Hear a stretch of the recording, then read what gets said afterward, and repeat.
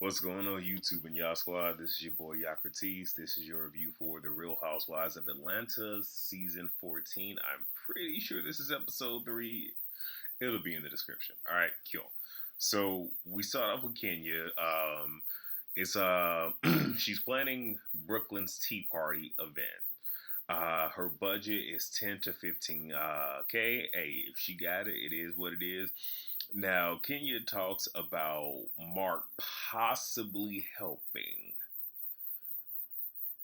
but she's having this conversation with the event planner, and look, the event planner is better than me because I really would have been like, well, no, because if money has to be made, I'm gonna just sit there and listen to it too. Anyway, just sitting there, it's like, don't know what this have to do with me, but she has full custody, but spousal support has them held up right now, which is interesting, especially all that cash money ish that Mark was talking. But I just hope Kenya comes out on top with this one. I really do. So we have Sheree and Marlo. Sheree is working out. Marlo is just spectating. Marlo did not come there to work out. The event criticism is being rehashed. Okay, whatever.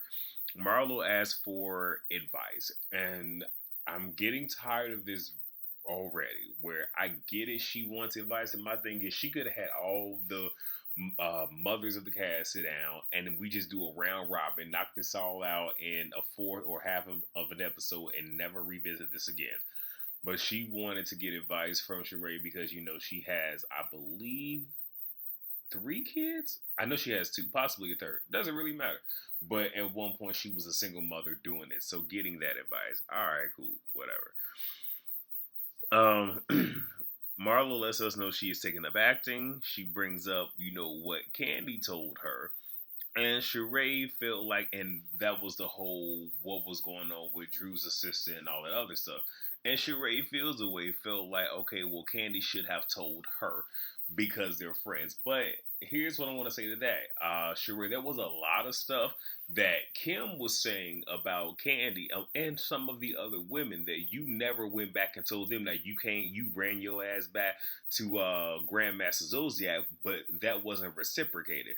And I really wish Candy would have bossed up when that happened. But okay, Candy, all right. I still love you though. Let me see. And then they talk about Marlo's invite versus Kenya's text message. Hey, look, I mean, yeah, Kenya, you probably shouldn't be one talking when you send the text message invite, but at the same exact time, well, I'm gonna just leave it alone. So we get Candy. We find out that ticket sales are up for her show.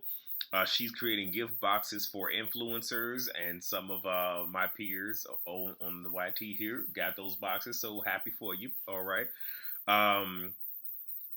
So let me see. Alec, what the hell? I wrote Alucard role being into another woman.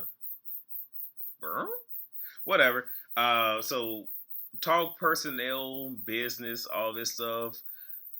Okay, I'm sorry. So you have Ty and Candy, and they're talking about personal business while she's on a business call, which was very, very tacky, very, very tacky. And for those two, and again, this was probably a creative moment, but still, for two people who are in the business period, they know decorum and etiquette. That definitely wasn't it. And also, even though I highly doubt people are based off this are going to be like, oh, I don't want to work with Ty or Candy, it will make people a little bit, put them on pause because, people's time is money. And I'm pretty sure people don't want to have to sit back and be like, so if I'm on a conference call with one or the other, do I really have to expect this to happen and this take away from what we're trying to do? Shall see. We get Drew with Anthony. I'm only here because of what else happened in this dang on scene. So she's buying a B-Day gift for Brooklyn. Anthony mentioned Sheree never paid him nor his vendor friend. But I'm going to say this. If that is the fact, because I don't know. We haven't seen receipts. We ain't seen no contracts being presented to show that, money was supposed to have changed hands. This is one of those where these stories have been out there about Sheree for years. Now, again, it's up to you if you believe whether or not they may or may not be true. But if you willingly go into a partnership with her and you know there are stories out there and you choose to go along with it, I cannot have sympathy for you. No, I cannot. Anyway, Sonya calls and she lets us know an 18-wheeler drove into her car, pulling it down the street. And like I said, I'm pretty sure that that is very terrifying. Like, I've never been hit by another car, but I have, had only one car accident, and that had me shook. So I can understand that. Drew goes and gets Sonya, and that's that on that. So now we get Sonya. Ross is back from Texas. He has his own chauffeuring services.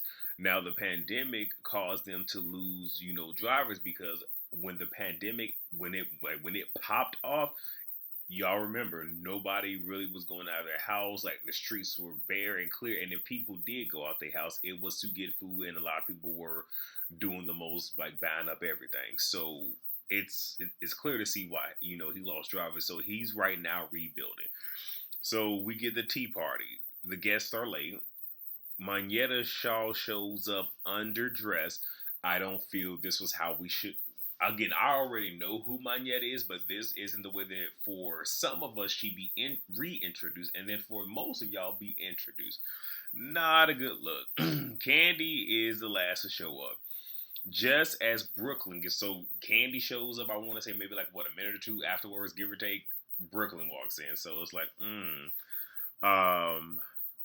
So then they have this game well, actually, I'm gonna get to that in a second. So, I put down. Oh, Deuce is cutting the food, and that is Sonya's child. That boy is cutting the food, ain't trying to listen.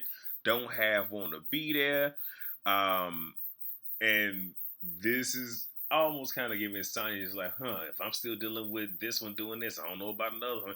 You got Marlo at the kids' table trying to teach them, etiquette and whatnot, showing the babies how to sip on some tea. So now we get the game that Kenya wants to play, and it's who has the best, like, what's the best tea that you've heard about somebody pretty much on the cast, pretty much. So somebody said Candy, was slobbing on the knob in the locker room. Now Candy is offended. Now, most people would be like, okay, well, she is so sexual, this, that, and the third. Why would she be offended? Honestly, I don't think that she's offended by the sexual act. I think it's more or less like locker room. It probably wasn't sanitary. And then when you think locker room, you don't think just one person. You think more than one. So I think that implication of it. But at the same exact time, and again, this does not make it right. But Candy just has to be aware that when you put yourself out there this overly sexualized, these things do tend to come back. But that doesn't make it right. That's just like saying, okay, well, you're a stripper and you do this for a living, so you should expect we're not going to justify that type of behavior. But I'm just saying she needs to be a little bit more aware and maybe edit herself just a little bit differently. That's all. Let me see. So then we have the whole can't order online for the archive. That was for Marlo. Kenya brings up what Sheree said. Marlo said, okay, the streets were talking, so that's where that came from. Kenya said, you owned a used Rolls Royce, like going back and forth. They weren't getting nowhere. They had to table that. Now, Candy was upset that what happened with her got tabled. Now, they're tabling this. Things are getting a little bit wild, a little bit chaotic. I also want to mention that Kenya had a friend there. I might have wrote her name down. I don't know. But it's a European American woman. She is sitting at the table with them. Now, let's be very, because I'm building this because we're going to get there momentarily. If Kenya is your friend, you should know who she is. Now, again, you have some people that, yes, they're a little bit extra when they're shooting the show. But you know what show she's on. You know what show she's shooting for. You more than likely, if you ain't seen her portrayal of herself on this show, you've heard about it. So you being present, you should have already known what was about to go down. But let's continue. So then the next one is someone doesn't pay their assistant. So again, Drew needs a storyline, and typically, y'all hear me say this all the time, these women will get will start the season off with maybe 2 or 3 different things because they don't know which one is going to stick. And when they finally find the one that sticks, that's the one they're gonna harp on. Because I'm pretty sure whatever quote unquote BS Drew and Ralph has going on like last season is more than likely going to fizzle. And her tiff with Sheree is going to literally be her storyline for the remainder of the season. Anyway, back to this. Drew says she tried to tell Sheree at Marlo's event, and we do see her saying, "Oh, Sheree, I want to talk to you," but then the event, pretty much happened. But there was still time, space, and opportunity for a conversation to happen. So, miss me. Drew brings up Anthony, and Sheree says he never was my assistant. Drew won't let Sheree speak. And I think her name is Fatum. If I'm saying her name wrong, I humbly apologize because, again, I don't like nobody mispronouncing my first name. But that is Sheree's friend. And she was like, isn't that the same assistant who said that your husband was gay? Oh, when I say a hush came over everybody's spirit. Okay, that is what happened. So Drew says, don't bring up my husband. Stop talking. Straight mad. And okay, I did write her friend's name down. Jamie. So her friend says, it's embarrassing and there are kids here. This is a kids party. So when somebody mentions that somebody's husband might be gay, okay, now this is embarrassing. Now we're doing too much. But when there was a rumor about Candy, slopping on the knob like it's corn on the cob in the locker room, that wasn't embarrassing? That wasn't too much for children to be hearing? Ma'am, you wanted a scene. You not gonna look. We already had one European American woman on this show. She came back. We didn't want her the first time. We didn't want her then. Ma'am, we don't want you. Okay, go ahead and sit your pasty ass down. So Sheree says when she met Drew, she thought that she was cool, but she's a ditzy. Well, bitch.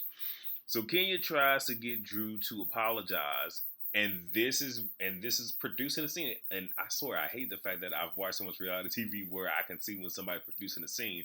But that is exactly what Kenya was doing, trying to produce this scene. Drew claims she didn't hear the full comment. She just heard her husband's name or heard her husband being referenced and was on go. I don't believe that. But okay, I'm going to let you have it. Sheree feels Drew needs to be mad at Anthony and not her.